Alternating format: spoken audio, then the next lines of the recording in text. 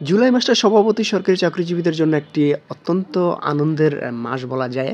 কেননা এই মাসে সাধারণত ইনক্রিমেন্ট হয়ে থাকে, অর্থাৎ বেসিক স্যালারির উপর 5% ইনক্রিমেন্ট হয়ে থাকে। একই সাথে আমি এই ভিডিওর মাধ্যমে আমি দেখানোর চেষ্টা করব যে জুলাই মাসে ইনক্রিমেন্টের পরপরই যেটা হয় জিপিএফ কারেকশন করা যায়, অর্থাৎ বেসিক স্যালারির ইনক্রিমেন্ট হওয়ার পরে 5 থেকে 25% পর্যন্ত বেসিক স্যালারির জিপিএফ ফান্ডে অ্যাড করে রাখা যায়। সো এই ভিডিওতে আমি দেখাবো প্রথমত ইনক্রিমেন্টের বিষয়টা, দ্বিতীয়ত হচ্ছে জিপিএফ ফান্ড কীভাবে কারেকশন করবেন ইনক্রিমেন্টের পর, তৃতীয়ত এই অর্থবছর থেকে পাচ্ছেন স্পেশাল বেনিফিট এবং সর্বশেষ বিল সাবমিশন। সো 4টা বিষয়: জিপিএফ কারেকশন, ইনক্রিমেন্ট এবং স্পেশাল বেনিফিটস, সেই সাথে বিল সাবমিশন। 4টা বিষয় পাবেন একই ভিডিওতে। সো কথা না বাড়িয়ে চলুন ইউজার আইডি পাসওয়ার্ড দিই। পাসওয়ার্ড দেওয়ার পরে এইখান থেকে আমাকে যেটা করতে হবে, লগ ইন করতে হবে। লগ ইন হওয়ার পর বাজেট এক্সিকিউশনে ক্লিক করব। বাজেট এক্সিকিউশনে ক্লিক করার পর আমাকে আইভাসের মূল মেনুতে নিয়ে যাবে। এখান থেকে বাম দিকে 3 লাইন যে অপশন রয়েছে সেখানে ক্লিক করব। ক্লিক করার পর পে বিল অপশন রয়েছে উপরে, এটাতে ক্লিক করব এবং তার এখন দেখাচ্ছে বিল সাবমিশন। এই বিল সাবমিশনে ক্লিক করার পরই সাধারণত আমাকে বিল সাবমিশনের যে অপশনটা, অর্থাৎ মান্থ অফ স্যালারি, এটা সাধারণত প্রতি মাসের 21 তারিখের পর শো করে, অর্থাৎ ওই মাসের বিল সাবমিশনের জন্য। সো এখান থেকে গোতে ক্লিক করব। গোতে ক্লিক করলে কিন্তু সাধারণত আমার বিলের অ্যামাউন্ট সহ ডিডাক্টেড অ্যামাউন্ট বা নেট অ্যামাউন্ট আমাকে দেখাবে। সো এইখান থেকে একটু ডান দিকে যাই, এখানে বেসিক যে স্যালারিটা, বেসিক স্যালারিটা দেখাচ্ছে, অর্থাৎ ইনক্রিমেন্টটা হয়ে তার এই স্যালারিটা এত দেখাচ্ছে। সো ইনক্রিমেন্টটা অটোমেটিক হয়ে যায়। এর আগে তার স্যালারি আরও কম ছিল, অর্থাৎ 5% ইনক্রিমেন্ট হওয়ার পর তার বর্তমান স্যালারি, বেসিক স্যালারি এটা রয়েছে। সো এই স্যালারির উপরই সাধারণত বেস করে পরিবর্তন হয় হাউস রেন্ট অ্যামাউন্ট সহ, এবং যেটা স্পেশাল বেনিফিটের কথা যেটা বলছিলাম, এই বেসিক স্যালারির 10% কিন্তু স্পেশাল বেনিফিটস দিচ্ছে। এবং 10ম গ্রেডের কর্মকর্তাদের জন্য সাধারণত দেখা যায় 15% এবং তারপরের অর্থাৎ 11 থেকে 20 পর্যন্ত 20%। সো এই স্পেশাল বেনিফিটসটা এবছর, এই অর্থ বছর থেকে অ্যাড হয়েছে। সো এখানে আমি নিচে যদি আসি তাহলে এখানে ডিডাকশন অ্যামাউন্ট কী কী রয়েছে সেটা এখানে দেখতে পাবো। সো এখানে জিপিএফ ফান্ড রয়েছে, এখানে কর্মচারী কল্যাণ তহবিল রয়েছে, এটা প্রতি মাসেই রেগুলার ফি যেটা আছে সেটা কেটে নেয়।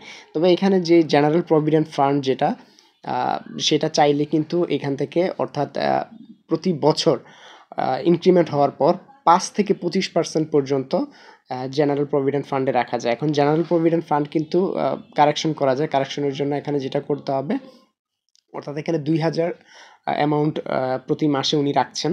সো সে যদি চায় যে এবার ইনক্রিমেন্ট হয়েছে, আমি এটার উপর বেস করে আমি এবার আরও বেশি জেনারেল প্রভিডেন্ট ফান্ডে আমি রাখবো, তার জন্য আমাকে যেটা করতে হবে, মূলত এখান থেকে আমাকে জিপিএফ কারেকশনে ক্লিক করতে হবে। অর্থাৎ জিপিএফ কারেকশনে ক্লিক করার পর আমি জিপিএফ অ্যামাউন্টটা কারেকশন করতে পারবো। এখানে 2000 দেখাচ্ছে, এটার আমি চাইলে 5000 করে দিলাম, অর্থাৎ তার বেসিকের 25% কিন্তু 7000 প্লাস হয়। সো আমি একটা রাউন্ড ফিগার অ্যামাউন্ট দিয়ে এখানে কি করব, জাস্ট সেভে ক্লিক করে সেভ করে দিব। ওকে, সাকসেসফুলি সেভ হয়ে গেছে। অর্থাৎ এখন যদি আমি গোতে ক্লিক করে দেখি, আমাকে মূল অ্যামাউন্টটা দেখাবে কত টাকা ডিডাক্টেড হয়েছে।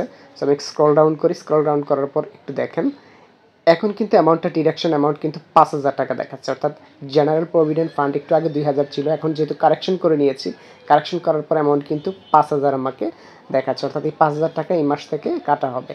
সো এখান থেকে আমি চাইলে এটা আবার পুনরায় যে না ঠিক আছে আমি যদি 2000 রাখতে চাই, সেটাও আমি এখানে রাখতে পারবো। সো কোনো সমস্যা নাই, আমার যত মন চায় তত রাখতে পারবো, তবে সেটা অ্যামাউন্টটা হতে হবে 5 থেকে 25%। তবে আরেকটা কথা বলে রাখছি, এখানে অনেক ক্ষেত্রে দেখা যায় যেমন 5352 টাকা, আপনি 52 না, আপনাকে 50 রাখতে হবে, কিংবা 5399 টাকা, সেক্ষেত্রে আপনাকে 90 টাকা রাখতে হবে। সো এরকমভাবে কিন্তু মূলত অ্যামাউন্টটা রাখতে হবে, কোনো পয়সার অ্যামাউন্ট ইউজ করা যাবে না, 10 করে সাধারণত অ্যামাউন্টটা থাকবে। সো এখান থেকে আমি জাস্ট সাবমিটে ক্লিক করব বিল সাবমিশনের জন্য। সো সাবমিটে ক্লিক করার পর রেজিস্টারকৃত নাম্বারে ওটিপি যাবে। সো সেই ওটিপিটা আমাকে এখানে কি করতে হবে, ইনপুট করতে হবে। ওটিপি চলে আসছে, ওটিপিটা ইনপুট করে দিচ্ছি। এবার ওকেতে ক্লিক করছি। ওকেতে ক্লিক করার পর সাকসেসফুলি আমার বিলটা সাবমিট হয়েছে এবং সাথে সাথে ইনভয়েস নাম্বারটা কিন্তু এখানে দেখাচ্ছে, অর্থাৎ বিল নাম্বার দেখাচ্ছে।